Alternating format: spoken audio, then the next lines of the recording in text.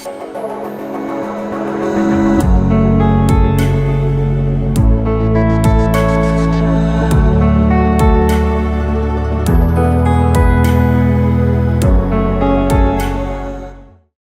again, we want to thank you for joining us at CUG Connect Forum. On this edition, the year is ending, and so possibly this is going to be our final edition for 2023.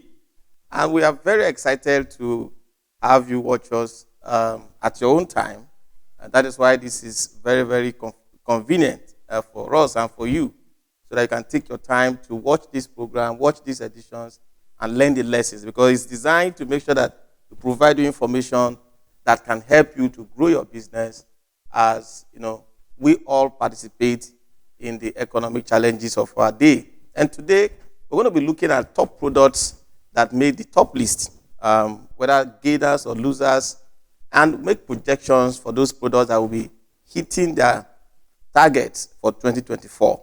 And I have with me, as usual, our enigmatic group managing director in the person of Mr. Godfrey Ajayi Sunday. Yeah, Mr. Osai Lume, our technical director. Wonderful work you have been doing. And the year is fast coming to an end. We need to try to review product-wise what happened within the year and what is likely going to happen in the year to come. Most importantly, you are an entrepreneur listening to us. Whatever line of business that you are in, there is something we call one man, one product. Okay, so there's a need for you to begin to look on how to diversify to own a product line. It's very rewarding. It's physical. You can feel it. You can touch it. And ultimately, you can have what to sell to the market. So, one man, one product, one business, one product. So whether you're in the service industry, whatever industry that you are in, what is that product that your mind has been telling you that you can do? You can, of course, talk to us for the promotion, the setup, and the business planning for that product. We can help you bring that dream to reality. Yeah, that is something that we do very well in this place. Of course, you know that this program is brought to you courtesy of G Consulting International Services Limited. And, of course, G Consulting have a chain of businesses. We have the rice mill, that is the G Commodities. We have the G Learning Center, where we do a lot of capacity building regarding smart businesses, microfinance, agribusiness, entrepreneurship, management, leadership, name it, in every sector. Yeah, management is key. Yes. And that's where I feel that we have a lot of challenge. If you want to do a complete training on management, from planning to feedback, we are available to help you set up a management team that will tick. And I'll tell you today, politically, business-wise, there's a problem in management. Yeah. So learn management today, and the difference we show in your business, in your bottom line. Yeah. Because at the end of the day, it is what you are bringing to the table. It is what you are bringing to your family. It is what you are bringing to your shareholders. It is what you are bringing to your trustees that matters. Yeah, that leads to what is called family business. Yeah. Family business is what we want to also encourage you. You're able to start that product line today. You should be able to hand it over to the generations after you. Okay? In the Japanese philosophy, what they do is that the incoming generation is behind the curtain as the parents are driving. So very soon they come to the front and stay with the parents. They're not allowed to talk at that point. Then much later, the parents will exit to behind the curtain and the children will now take the center stage. So with that, we'll be able to achieve continuity. Okay, so today what we have is people struggling to put their children in government parastatals, work with governments. We don't have anything wrong about that, but we believe that your potential is much more than that. I mean, imagine the Unilever of this world, the big family businesses in America. The Dangotes of this world. Okay? And something interesting happened, or rather I learned something interesting recently. Dangote does not have a male child. Yes, but the business is going to continue. Now, that is the point I'm making. He doesn't have a male child, but the daughters are doing extremely well in the business. Even I also learned that the Globacom man, what is his name now? Adenuga. Adenuga. Yeah, that has male children, but his daughters also are doing extremely well in some other aspects of the business. When it comes to business, even in terms of management, the female gender actually, if you see them in the home front, yes, you give them little money, they're able to manage it. And so there's another school of thought that when it comes to managing finances, managing generally, yes, the ladies are much more meticulous. This is another day's another theory, another day's discussion. That let us not venture into that. Yeah. So, but again, let's remain focused.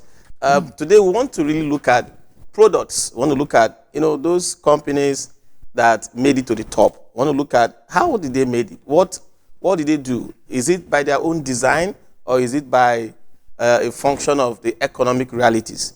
We also look at those companies that didn't make it to the top, or rather that lost their position at the top.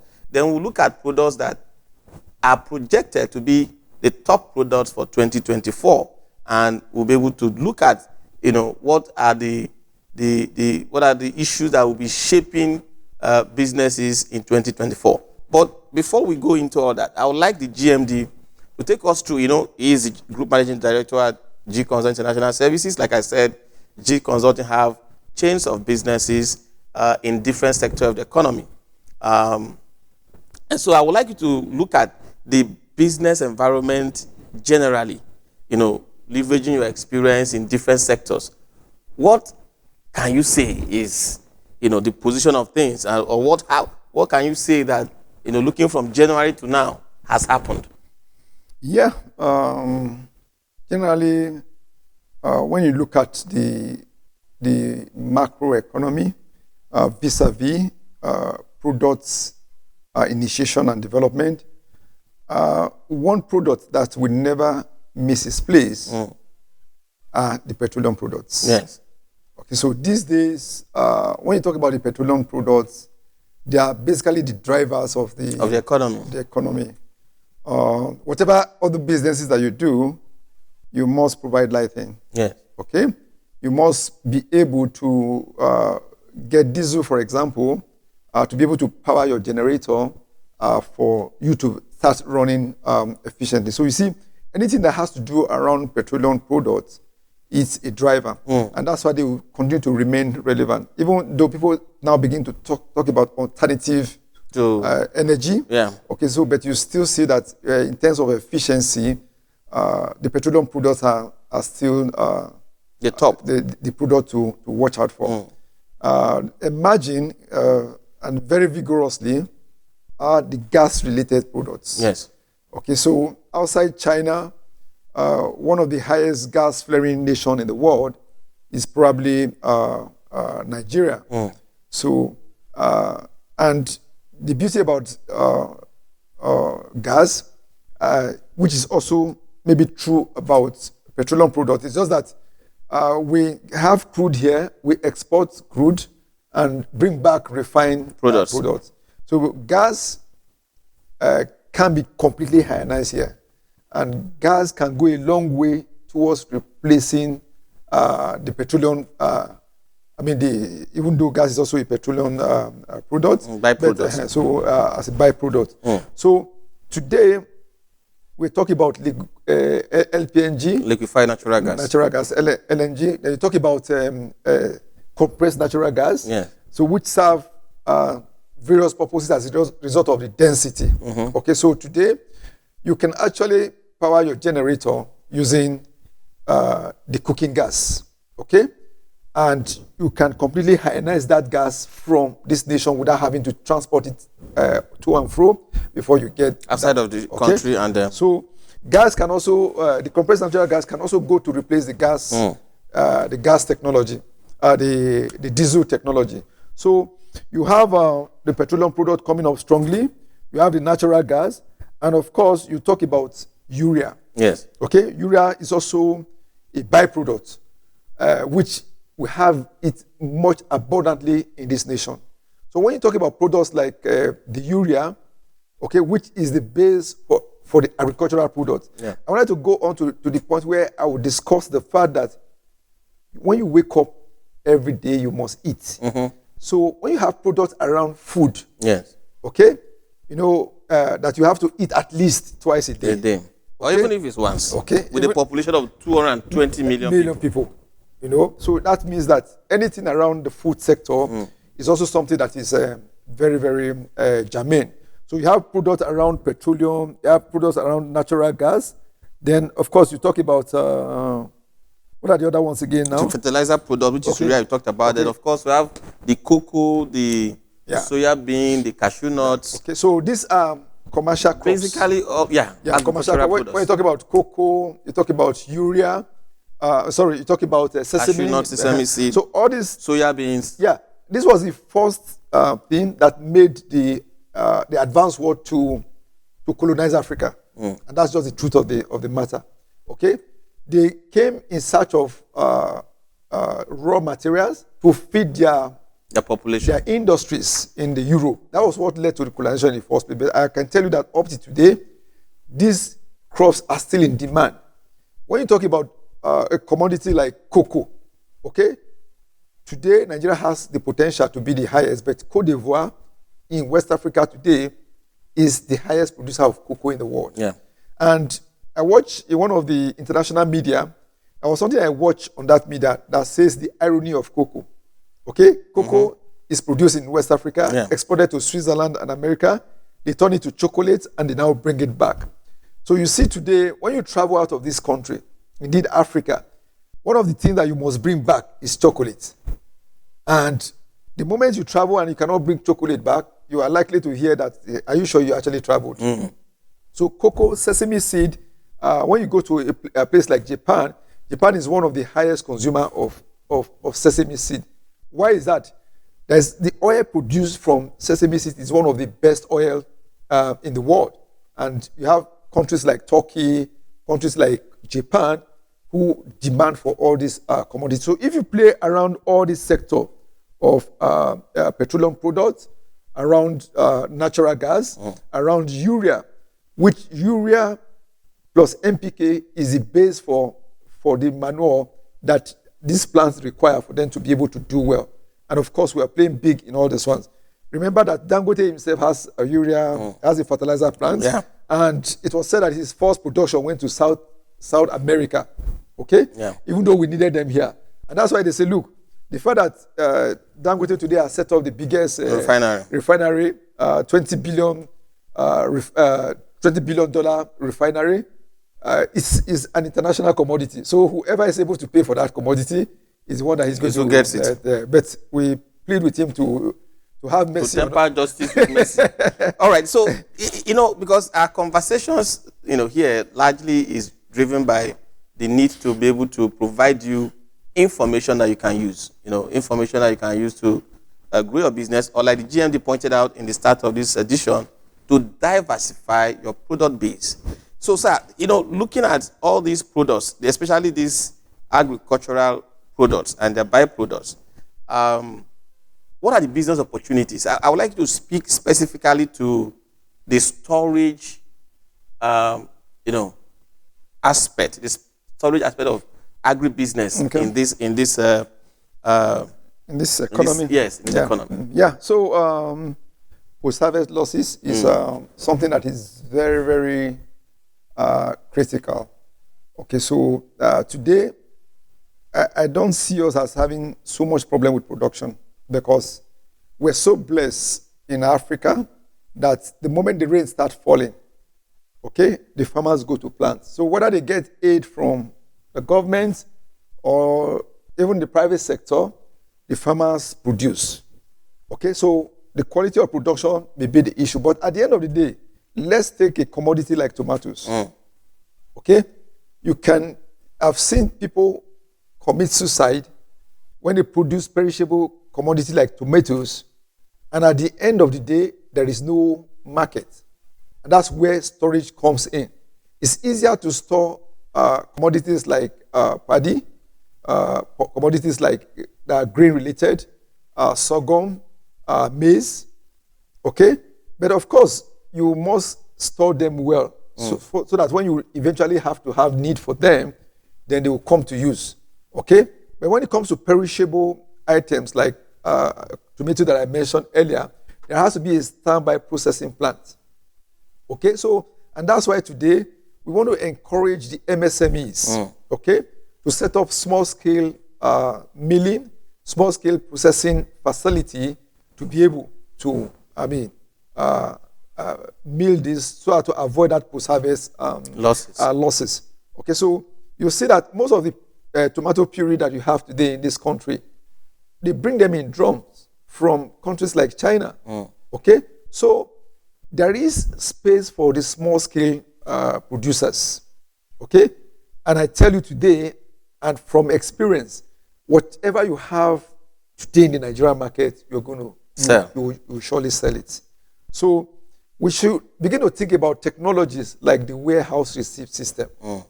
At this point in time, we need a technology like that to be able to harness all our products into a warehouse called warehouse. Then you now issue receipts. Yeah, receipts to those farmers. To those farmers, where they now go to the commercial bank to go and actually convert them to cash. Okay, when you go to Rabobank is in the Netherlands. Rabobank today is bigger than 5 of our biggest banks in Nigeria. And Rabobank is purely an agricultural bank. Okay? So there must be a handshake with the farmer through the warehouse owner with the commercial bank. So with that, government have a lot of silos across the nation. But you always find that government are not good in business. Okay, so why don't you encourage private sector led warehouse receipt system? And once you're able to achieve that, then you'll now be able to store. Okay? Because the transition from agriculture to industrialization, the bridge is the warehouse that keeps those commodities. When you have flour mills telling you now, okay, we don't have enough wheat, we don't have enough sorghum to convert. So it means that for agriculture to be able to have a handshake with industry, a warehouse is the linkage. Is the linkage to be able to achieve that. So for the highly perishable item, we may not have to go high scale for now. Yeah. Let us have small processing plants. Cottage industries. Yeah, cottage industries. And that's where the MSMEs actually now come in. When we now go full scale industrialization, what happens is that in an economy like the Thailand economy, where they play big with the rice, the chief in Thailand says, look, if you must produce rice, you must continue to be the leader in rice production, even if you have to do it at a loss. Okay? And everybody is relevant there. The small scale, the cottage industries are relevant. So the big mills buy from everybody. They buy paddy, they buy the semi-processed rice from the MSMEs, and they now bring it into a big picture to do a clean rice that they send to the rest part of the world. So MSMEs, don't be afraid. You have a place, okay, for a good economy, a good standard economy. Just deploy now. Then by the time the big mills come, they will also find relevance for you at the end of the day. Wonderful. I hope you are seeing the opportunities there. It's time for you to, we are going to 2024. So we are giving you the information that you can use to prepare yourself for 2024. Now, these informations are not complete, as you may know. And so if you must take advantage of these opportunities, it is important that, you come to us, you come to G Consulting International Services. We are here in Abuja. And of course, we have, offices in Lagos and in Kaduna. Yeah, and of course, we are online real time. Of course, we are online real time. I had an experience when I went to UAE during that COVID-19. Yes. They relocated most of their office. Guess where? Online. Because I called the Ministry of Health and I wanted to get in touch with their health insurance scheme. And they told me that, look, the company has moved. So I said, okay, I want to go to where they have moved to. They said they have moved online. So you go online. So you go to online. Our social media handles are on the screen. So you can always visit us. And we have had tremendous feedback from people who listen to CUG Connect, and they eventually come back to us. Some of them ask for coaching, some of them ask for a mentorship program, and today we are building a community of entrepreneurs that will seize the economy of Africa and be able to latch out to the world. Don't be scared. The world is available, waiting for you. Okay, the Amazons of this world will arise in Africa. They are rising in China. So African version will soon come up, and your commodity will find a place and become relevant. Exactly. So that is it for you. Because of time, we might not look at the products that lost their position. Let's look quickly at those products that have been tapped to be the top products for 2024. And we have in that list beauty products, space management. We also have gems and precious metals, and of course, solar. Yeah. Solar is a big one, 2024. Yeah. Okay, so the first one you mentioned is the beauty products. Okay, so at the base of industry is agric. Yes. Okay, there is an oil called the teak oil. Okay, the teak oil forms the base of most of the oils that they use in all these beauty products, and it's agriculturally based. Yes. Okay, so why don't you look for that unique product that is common to your locality and begin to see how you can bring it up to.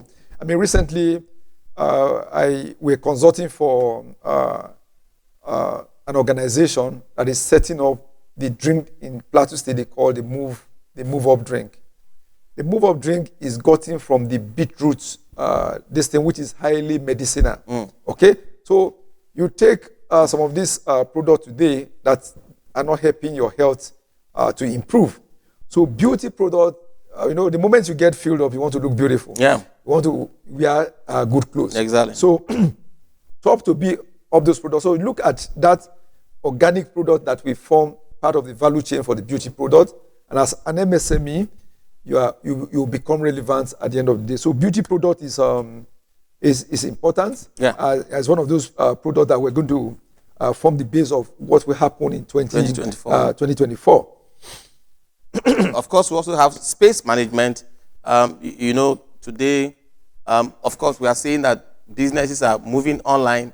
But, these days, conferences, even what we call it, workspaces, workspaces where you don't have to rent your own office anymore. You just have to go somewhere, register, and maybe in a day you go there for 2 hours or 3 hours, receive your clients, and you go back home and continue to do your work remotely. So space management is something that is going to be also. Yeah, I think it's called brick and mortar. Yes, brick and mortar. So brick and mortar, you can make innovation out of that.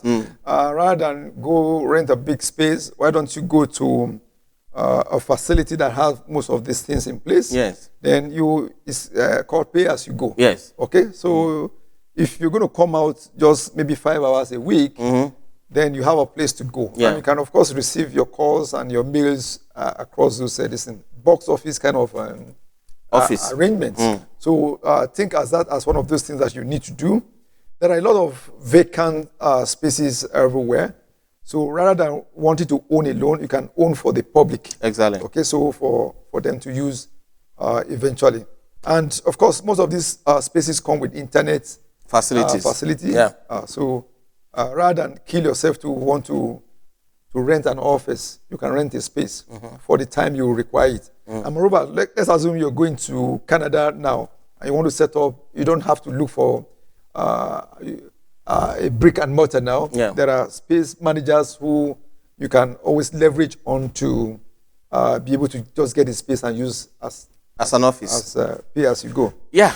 So that is it for today. But before we go, let's quickly look at some companies, because the year has been a very rough and tumble one for Nigeria in terms of the economy. We have some businesses, some companies, big companies, major companies that left Nigeria. And sir, we have the likes of Unilever, GSK, Procter & Gamble. These are legacy companies, if I should say, in consumer goods production, in pharmaceutical productions that are producing products for Nigerians, for our daily use. like you talked about before, that you wake up every day, you must eat at least once a day. Yeah. These companies are producing products that we eat, on a daily basis, or medicinal products that we take for our healthcare, and they are all leaving Nigeria. So what's going to happen in next year with these companies? It's called the ease of doing business. Yes. Water finds its level. Its level. So when water starts flowing now, water will flow to the area where of least resistance. Yeah. So companies leaving Nigeria didn't start today. Remember the Dunlops of this world? Michelin. So we're told that some of them went to countries like Ghana. Okay, so for the MSME, big opportunity. It's an opportunity. So let's look at the opportunity side. The fact that these companies are leaving, it does not mean that their product will not be in the market. Yes. Okay, so you have an opportunity now to compete. Okay. In that area. In that space, whatever state that we are living in. If you go recently to a typical supermarket, you find a lot of teas. Okay, in the supermarket, indigenous teas produced in Africa as a result of the fact that we have the raw material to produce all these things. The problem with us as entrepreneurs is consistency. Okay, so you must fall before you rise. So when you fall, don't be afraid that you will not rise again. So GSK, Unilever, you look at their line of products. This is time for you now to compete with them as MSME. So as they are leaving, you are trying to replicate some of the products they are living with. Then before you know, your product will hit the international market. There was a lady in America who I read her story recently. What she does is that she's trying to take African products to put them in the American market. And of course, she has gained one or two acceptance of real African products. And of course, you also have the AGOA, that the African Growth Opportunity Act that Obama United States. Brought aboard that time. What was that supposed to mean? It was supposed to take indigenous products from Africa to a place America and try to put it into them. But how much success have we been able to make out of that? People are looking at fast money, okay, quick. They want to make money, buy quicker, and as soon as they die, that enterprise fizzles away immediately. So that should not be the thinking of an entrepreneur. Maybe much later we'll go back again to look at those qualities of an entrepreneur. So if you're not an entrepreneur, the truth of the matter is not an entrepreneur. Yeah. If you want to make quick money, you can do buying and selling. Exactly. Okay? But for the true entrepreneur, you fail, then it's a penalty for you to start again. Okay? Sometimes you can even go back to paid employment for you to gather steam again, for you to come back, start again. So Unilever is leaving, GSK is leaving, but I tell you that they eventually come back to take up agricultural products to go back to turn them into this product that they make. And you talk about companies say that they have trade secrets. Okay? Some of you have worked in some of these companies, but you are telling me now that, look, Oga, to raise money to start, that's the problem. I agree with you in totality, but again, there are quite a number of ways MSMEs can raise money. Okay? Starting from your savings. Okay? From the little savings you are making, from family and friends. Yeah. Okay, through cooperative societies. Then from there, you now move on to financial institutions. It's unfortunate that today it's easier to put your money in a Nigerian bank than to get a loan from them because they're not willing to take a risk with you. Yeah. Okay, a particular Nigerian bank says, look, they want to even remove bank from their name because from fintech products, they can make money, so they don't have to give anybody credit. And again, in those days, central bank talk about sectorization. Yeah. How much money have you put into an agricultural sector? That will count for you or against you, depending on what you're doing at the end of the day. So for an MSME today, if you take a product as simple as tea, maybe a herbal tea, you're producing it. So what you need to do is to, go and look for that tree that gives you this thing and begin to do mass production of that. And before you know, you'll be in business.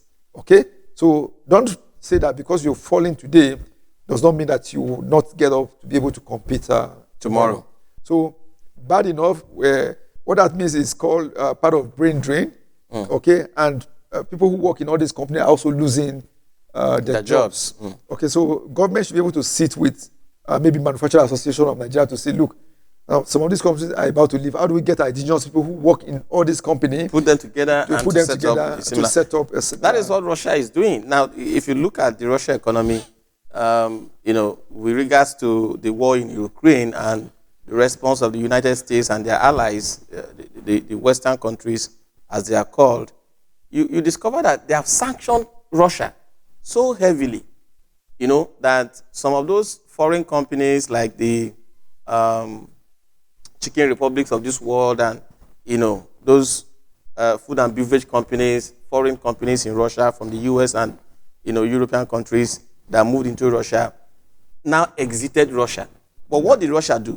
Russia encouraged their citizens to take over those shopless, those businesses.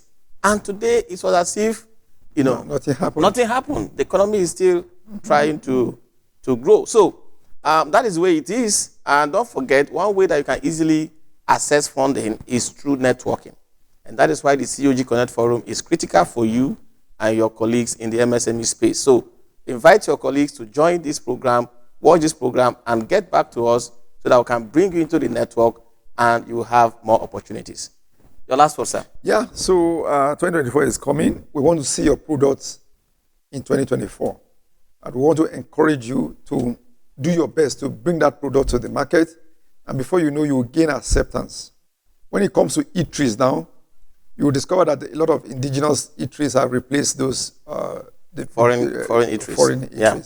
So even though they stagger, but you have made your announcement. Okay, so today you can make an African related burger. You have commodities like abacha. Yeah. You have things like masa. So these are things you should take to the world. Exactly. Take those things to the world and make a statement with them. And at the end of the day, I want to see African restaurants, just like you have Chinese restaurants in the rest part of the world. And we can use that as a nation to create jobs. Today, there can be a deliberate policy to have African restaurants standardized, giving you amala, gbegiri, tuwo masa, tuwo shinkafa in every capital of the world. Just imagine how much job or how many jobs that will create. Yeah. Taking Africa to the world. You can't refuse that visa.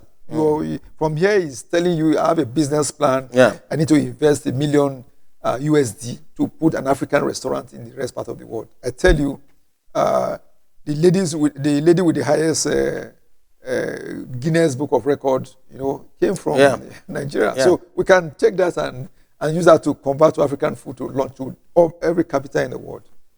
All right. On that note, thank you and see you in 2024. Thank you and have a nice day.